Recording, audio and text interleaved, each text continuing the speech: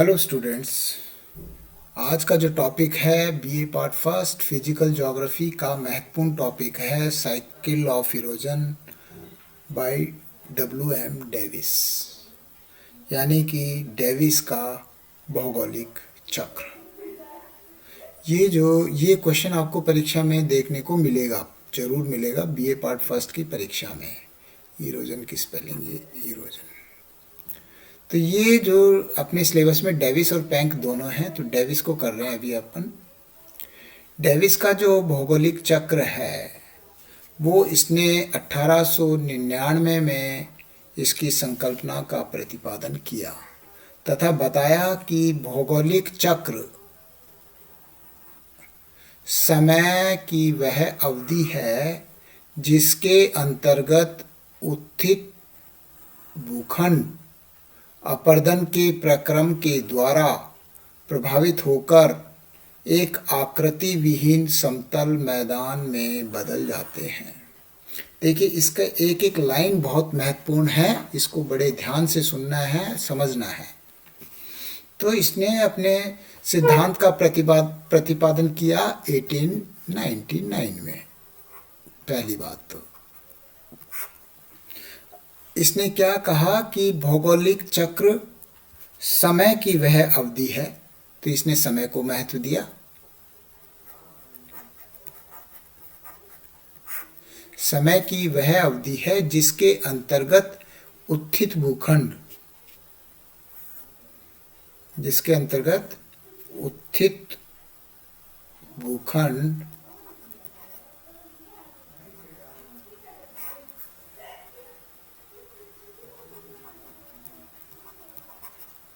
भूखंड जो है वो किसके द्वारा, प्रक्रम के द्वारा, अपर्दन के प्रक्रम, यानी कि इरोजन के एजेंट्स में क्या हो गए, नदियां हो गई, वायु हो गया, हिमानी हो गया, लेकिन इसने मुख्य रूप से नदियों का लिया है। तो उत्थित भूखंड प्रक्रम के द्वारा, अपर्दन के प्रक्रम, एजेंट्स ऑफ इरोजन, ये जो है अपर्दन के कारक,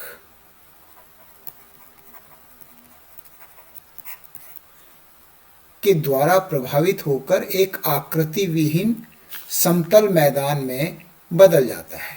तो ये इसमें समतल मैदान में बदल जाता है, यानी कि डेविस ने 1899 में अपने भौगोलिक चक्र की संकल्पना का प्रतिपादन किया, जिसमें उसने ये कहा कि भौगोलिक चक्र समय की वह अवधि है जिसके अंतर्गत उत्थित भूखंड अपर्दन के प्रक्रम के द्वारा प्रभावित होकर एक आकृति विहीन समतल मैदान में बदल जाता है। तो इसमें चार चीजें आई, समय आया, उत्थित भूखंड, प्रक्रम और समतल मैदान। ये आपको इस क्रम में याद करके और इस डेफिनेशन को लिखना है। अतः स्थल रूपों के निर्माण तथा विकास पर किसका प्रभाव बताया, स्थल रूपों के संरचना, प्रक्रम तथा समय का प्रभाव इसने बताया। इसने बताया कि स्थल रूपों के निर्माण एवं विकास पर संरचना, प्रक्रम में अपर्दन के कारक मैंने बताया, प्रक्रम तथा समय का प्रभाव होता है।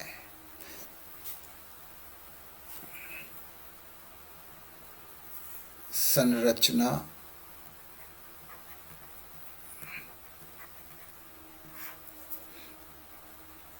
प्रक्रम तथा समय, ये जो संरचना, प्रक्रम और समय है, इसको इसने महत्वपूर्ण बताया। इसी आधार पर डेविस ने यह प्रतिपादित किया कि स्थल रूप संरचना, प्रक्रम और समय का प्रतिफल होता है। इन तीन कारकों को डेविस के थ्री कट के नाम से जाना जाता है। इसको बोलते हैं डेविस के थ्री कट। बहुत इंपॉर्टेंट है, यानी ट्रायो ऑफ डेविस। डेविस के थ्री कट के नाम से जाना जाता है। अब इसके सिद्धांत के ऊपर आ जाओ। इसने ये कहा सबसे पहले कि इसने डेविस का अपर्दन चक्र, ये उत्थान और अपर्दन, ये जो मैंने लिखा हुआ है उत्थान और अपर्दन, यानी इसने ये कहा पहले किसी भी स्थलाकृति का उत्थान होगा, जब उत्थान समाप्त हो जाएगा उसके बाद में अपर्दन प्रारंभ होगा। तो डेविस का अपर्दन चक्र स्थलखंड के उत्थान के साथ प्रारंभ होता है। उत्थान की अवधि छोटी होती है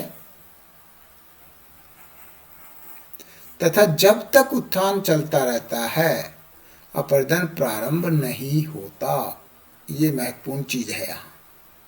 परंतु जैसे ही उत्थान पूर्ण हो जाता है अपर्दन प्रारंभ हो जाता है तथा वहां चक्र के अंत तक चलता रहता है। इस तरह उत्थान और अपर्दन कभी साथ साथ नहीं चलते। इसकी ये बाद में हम इसका जब आलोचना करेंगे तो इस बिंदु का हम इसको स्पष्ट करेंगे। तो इसलिए इसने ये कहा कि पहले कोई भी स्थलखंड है उसका उत्थान होगा और उसके बाद अपर्दन प्रारंभ होगा, लेकिन ऐसा होता नहीं है। उत्थान के साथ ही अपर्दन भी प्रारंभ हो जाता है। अपर्दन किसी चीज इंतजार थोड़ी करेगा कि पर्वतों की ऊंचाई बढ़ेगी उसी के बाद अपर्दन प्रारंभ होगा, नहीं। तो इसने क्या कहा, उत्थान पहले होगा और उसके बाद में अपर्दन होगा। ये जो डायग्राम है मैंने बनाया है, इसमें देखिए ये जो है ये उत्थान हो रहा है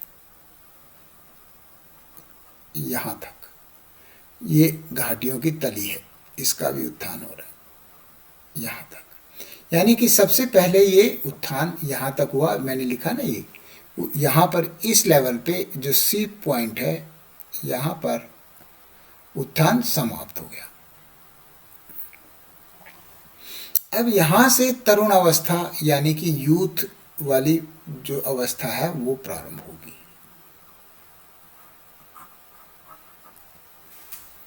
देखिए, तो अब ये इस डायग्राम को बार बार अपन देखेंगे। धरातलीय उत्थान लघु अवधि के में अत्यंत त्वरित गति से होता है, मतलब तीव्र गति से ये उत्थान हुआ, इसलिए इसका कर्व देखिए एकदम तीव्र बनाया है मैंने ऊपर। तीव्रता का मतलब ये एकदम तीव्र गति से ऊपर हो रहा है। उत्थान की इस अवधि को चक्रीय अवधि के अंतर्गत सम्मिलित नहीं किया जाता। उत्थान की इस अवधि को चक्रीय अवधि के अंतर्गत सम्मिलित नहीं किया जाता है। इसे अपर्दन चक्र की तैयारी की अवस्था या प्रारंभिक अवस्था कहते हैं। तैयारी की अवस्था, इसे अपर्दन चक्र के तैयारी की अवस्था या प्रारंभिक अवस्था कहते हैं, यानी कि तरुण अवस्था से पहले का भाग है ये वाला, ये वाला, ये तैयारी की अवस्था है, या इसको हम बोलेंगे तैयारी की अवस्था।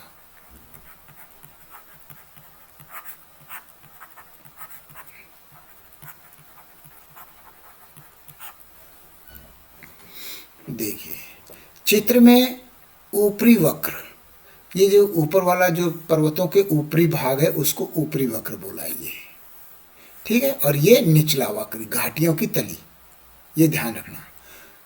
चित्र में ऊपरी वक्र को यूसी के द्वारा प्रदर्शित किया गया है, जो पहाड़ियों के शिखर या जल विभाजकों के शिखर को भी प्रदर्शित करता है, यानी पर्वतों के ऊपरी भाग।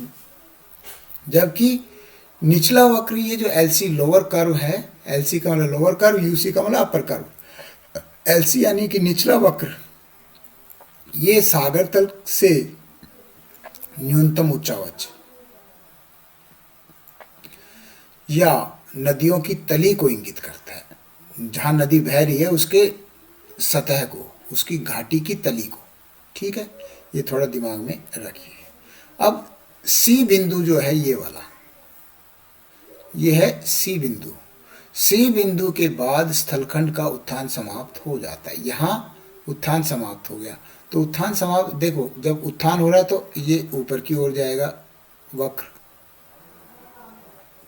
और जब उत्थान समाप्त हो जाएगा या इस बिंदु पे, तो उत्थान समाप्त हो गया तो ये अब ऊपर नहीं बढ़ेगा, तो ये वक्र नीचे की ओर जाएगा अगर अपर्दन शुरू हो जाएगा तो। अब अपर्दन प्रारंभ हो जाता है तथा संपूर्ण चक्र 3 अवस्थाओं में होकर गुजरता है। जब ये यहाँ से, अब ये नीचे की ओर आएगा, ये यहाँ तक। जब ये वक्र नीचे की ओर आ रहा है, देखिए ये नीचे की ओर आ रहा है, तो नीचे की ओर आने का मतलब है अपर्दन प्रारंभ हो गया। अगर ये यूं चलता, यूं बराबर यूं, तो यानी कि उत्थान भी हो रहा है, अपर्दन भी हो रहा है। जितना उत्थान हो रहा है उतने का अपर्दन हो रहा है। और अगर ये यूं चलेगा तो यानी कि उत्थान ज़्यादा हो रहा है। तो अब ये यहाँ से तरुण अवस्था की शुरुआत होगी इस वाले हिस्से में। देखिए 3 अवस्थाएं कौन कौन सी बताई? तरुण अवस्था, प्रौढ़ अवस्था और जीर्ण अवस्था। ये तरुण अवस्था, प्रौढ़ अवस्था और जीर्ण अवस्था, 3 अवस्थाएं। जैसे कि मनुष्य की साइकिल होती है, बाल्यावस्था होती है, फिर उसके बाद में प्रौढ़ अवस्था होती है, और उसके बाद में जीर्ण अवस्था, यानी कि जब उम्र ज़्यादा हो जाती है। तो सबसे पहले तरुण अवस्था। स्थलखंड के उत्थान की समाप्ति के बाद अपर्दन प्रारंभ होता है। पहाड़ियों के शिखर तथा जल विभाजकों के शिखरीय भाग अपर्दन से प्रभावित नहीं होते, क्योंकि प्रारंभ में सरिताएं छोटी और दूर दूर होती हैं। पहाड़ियों के शिखर तथा जल विभाजकों के शिखरीय भाग, ये यानी कि ये जो नीचे की ओर जो आ रहा है, इतनी तीव्र गति से नहीं आ रहा। क्यों?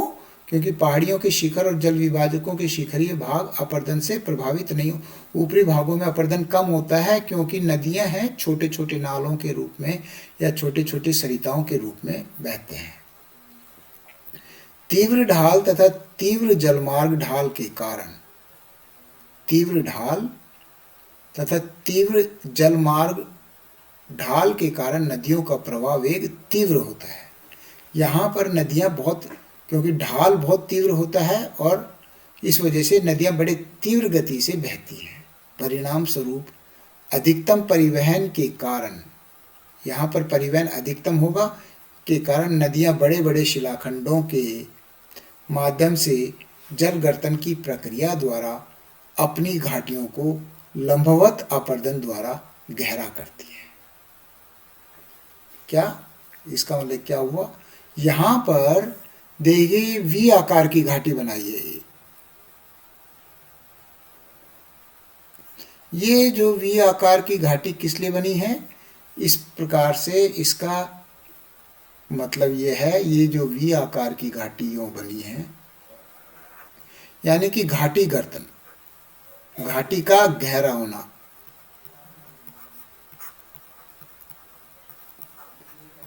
ज़्यादा होता है, घाटी गहरी होती है और चौड़ाई कम होती है। तो घाटियों में लंबवत अपर्दन, ये लंबवत अपर्दन हो गया।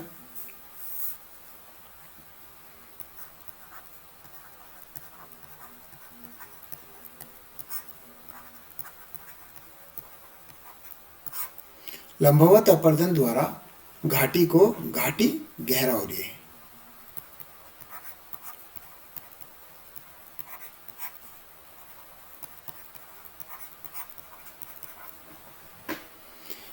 इनके ढाल खड़े और उत्तल होते हैं। खड़ा ढाल है ये, खड़ा और उत्तल ढाल। घाटी गर्तन के कारण निचला वक्र निरंतर तेजी से घटता जाता है। घाटी गर्तन के कारण निचला वक्र तेजी से घटता जाता है। देखिए ये जो निचला वक्र है ये तेजी से घट रहा है, नीचे की ओर आ रहा है।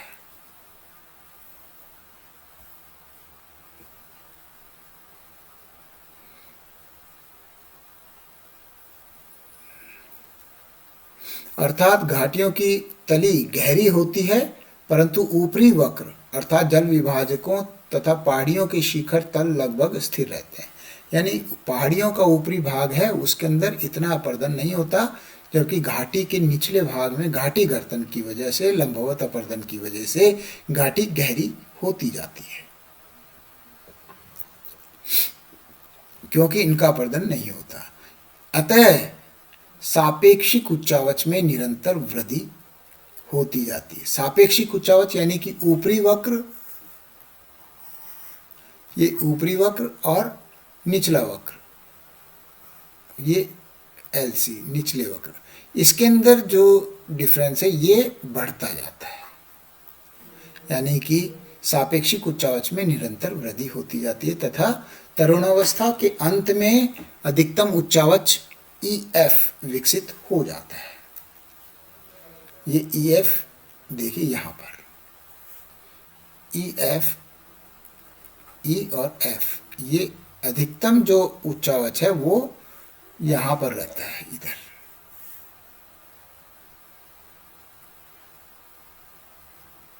ये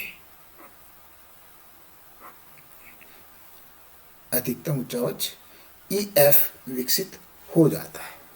तो इस प्रकार से ये जो है पहली अवस्था जो है तरुणावस्था, तरुणावस्था में जो UC और LC के बीच का जो गैप है वो ज़्यादा हो जाता है।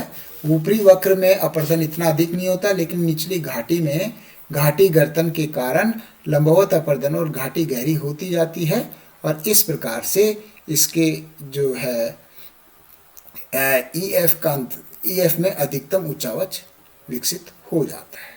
तो ये जो तरुणावस्था है, तरुणावस्था तक का मैंने तुम्हें समझा दिया। इसका डायग्राम वगैरह बिल्कुल बनेगा, इसको डायग्राम के द्वारा प्रदर्शित करना है। ये जरा रिवाइज करते रहना जिससे कि तुम्हें याद हो जाए। ये तरुणावस्था तक का टॉपिक यहीं कंप्लीट करता हूँ। इसके आगे का प्रौढ़ावस्था और जीर्णावस्था अगले लेक्चर में करवाऊंगा, क्यों अदरवाइज ये लेक्चर काफ़ी लंबा हो जाएगा। Thank you. जय हिंद, जय भारत।